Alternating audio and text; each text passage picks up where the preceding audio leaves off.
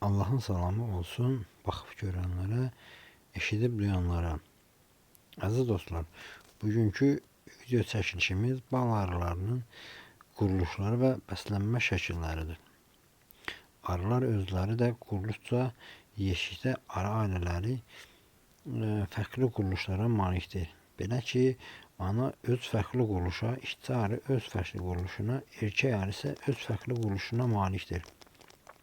Bununla yanaşı həm də ana arıların və işçi arıların quruluş etibarilə irqindən və cinsindən asılı olaraq müxtəliflik təşkil edə bilər.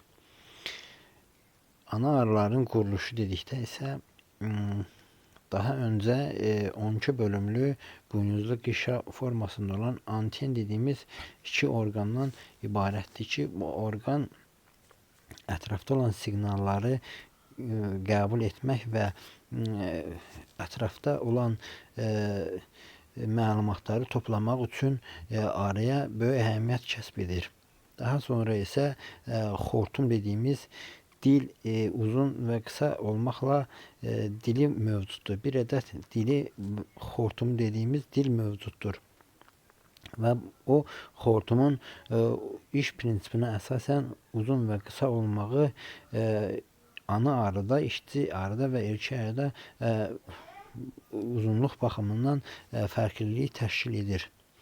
Belə ki, işçi arıların xortumu daha uzun olur ki, çiçəklərin dərinliyindən şirələri çəkmək və onları mayalandırmaq üçün işçi arılara xortumlarının uzun olmağı vacib amillərdən biri hesab edilir.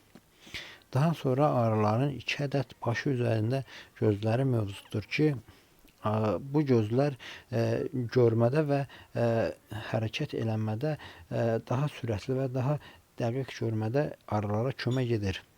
Belə ki, ana arının 4000 parçalı birləşmə gözləri mövcuddur və ana arı pətəkdə olan türbələri və yumurtaların olmamağını daha görmək üçün istifadə edir.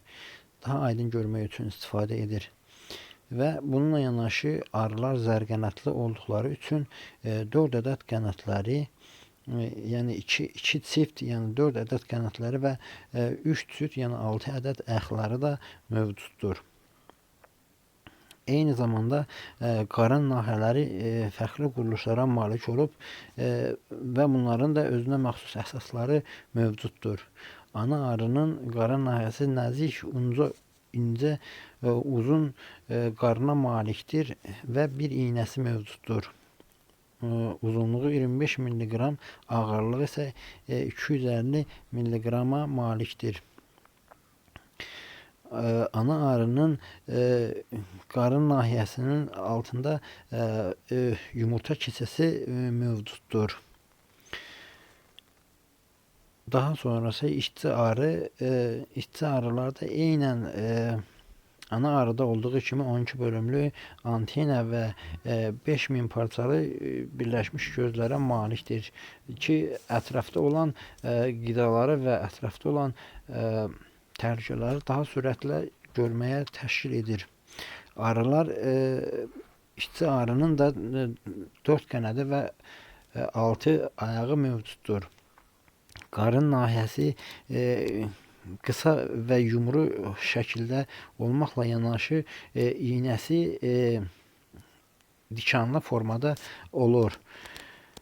Uzunluğu 13 millimetr, ağırlığı isə 100 mg təşkil edir.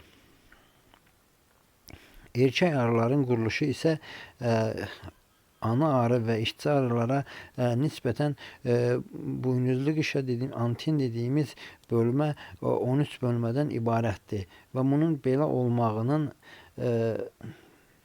erkək arılar üçün əsas bir xüsusiyyəti malik olmalıqlarını təmin edir. Bu haqda videonun irəlilədiyi dəqiqələrdə deyəcəm. Daha sonra isə erkək arılarda da xortum dil mövcuddur.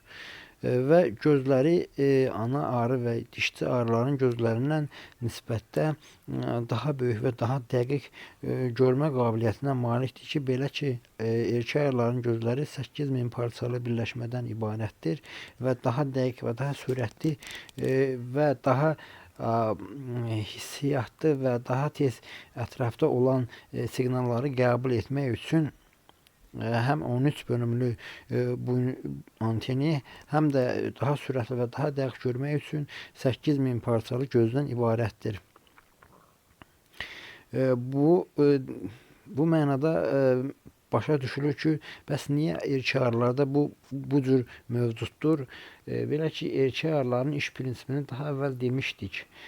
Erkək arı yeşikdən çıxıb çöldə hansısa bir ana arı ilə tütləşir və həyatını sonlandırır və ana arının çöldə görməyi və onun harda olmağını, o siqnalı qəbul etmək üçün erkək arının həm anten bölümləri çoxdur, həm də gözünün görmə qabiliyyəti böyükdür.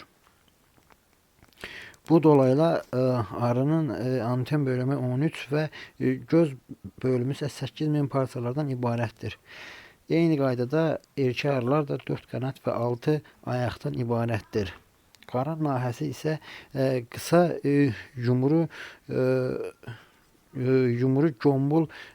tombul formada mövcuddur. İynəsi isə mövcud deyil.